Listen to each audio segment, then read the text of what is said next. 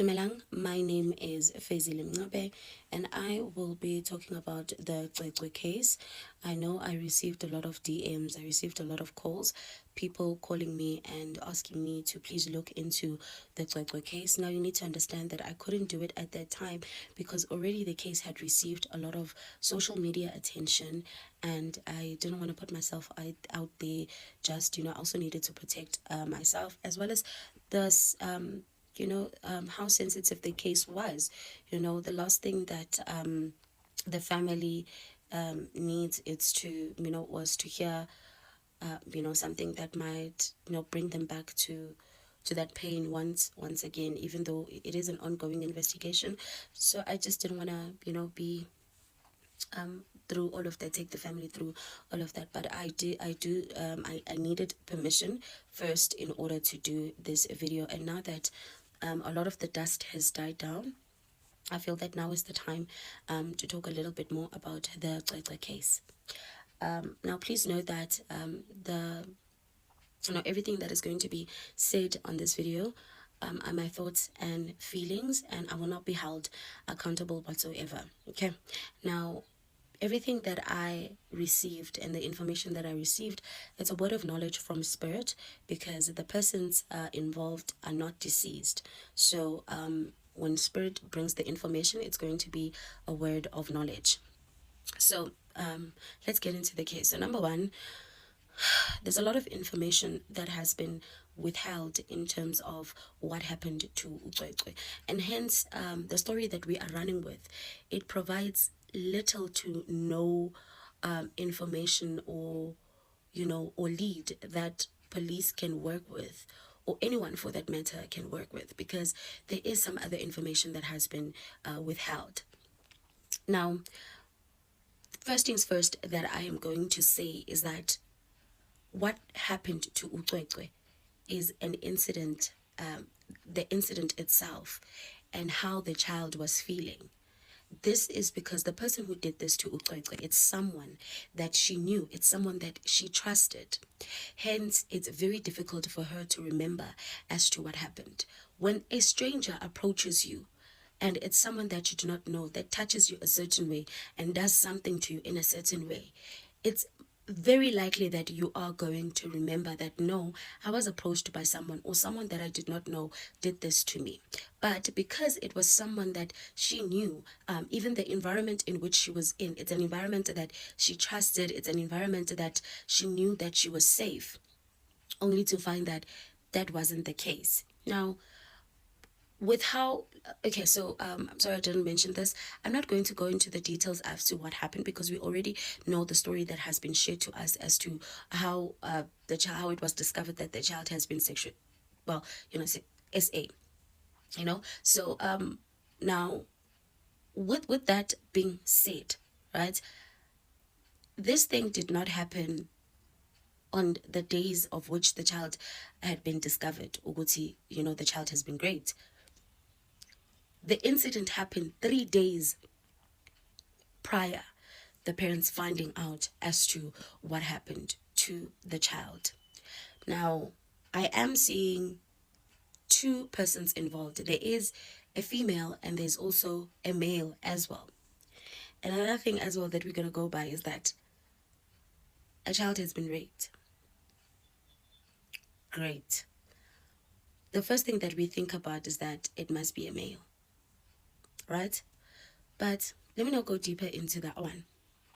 I want to go back to the principal, as well as the caretaker, as well as the transport guy. Now, with regards to the principal was in no way involved in this at all. The principal was just a matter of thinking about the reputation of the school. His thoughts were, this is just going to bring a lot of attention to the school, of which I do not want. And also, with the whole situation of the police asking for his DNA, he did not want to be involved. The reason why he refused is because he did not want to be involved in any way. He just did not want to be involved in anything that pertained to this case. So unfortunately, him refusing raised a red flag as to why he's refusing. But to be honest, he's no way implicated in this case. So as the caregiver, as well as the transport guy. None of these people are involved in the SA of Cwecwe. What happened to Cwecwe? It's something that has to do with her family. Now, another thing that Spirit told me in terms of this, it has a lot to do with the parents itself. This is something that has been, I would say, this is an ongoing battle against the family, against the mother. Hence, I'm saying that there's a lot of information that has been withheld from us. It could have easily been spotted when the child was bathed that there is something wrong with the child. It could have easily been spotted that the child is not okay. This was only discovered on Tuesday that, okay, the child is not feeling well. The mother needs to look around the people that take care of Cwecwe, as well as the people that are within her circle, because this is an act of passion. It's a crime of passion. This is something that was done deliberately, that was planned, because the child was given something in such a way that to numb the pain. The pain was numbed, and this was something that was properly planned by the perpetrator. And I am seeing that there is a room in which she was taken into. The child was playing, just minding her business, playing as she normally would. And I am seeing that she was called into the house, because I am seeing a house. She was called into a house, a building, and then she was led into that. And I can see there's a conversation that is going on. The child is even laughing with the person, because this is somebody that she trusts, somebody that she knows. Little did she know that this is what is going to transpire. I am definitely 100% sure that this thing happened on a Saturday or on a Sunday. That is when the incident happened. It happened on a Saturday or on a Sunday, because then everyone was there. There was a lot of people. There was a lot of up and downs that were happening in the space of which she was there. The mom had a lot of things that she was also focusing on. So not much of attention was towards the child.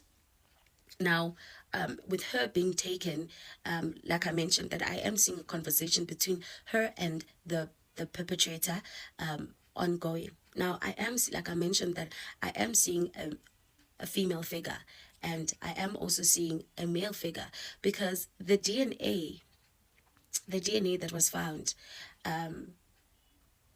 in Cwecwe is not any foreign DNA. That says a lot. That is the key that we need. It tells us so much. Now, this woman that I am talking about, this is the woman that was able to spot that something is wrong with the child.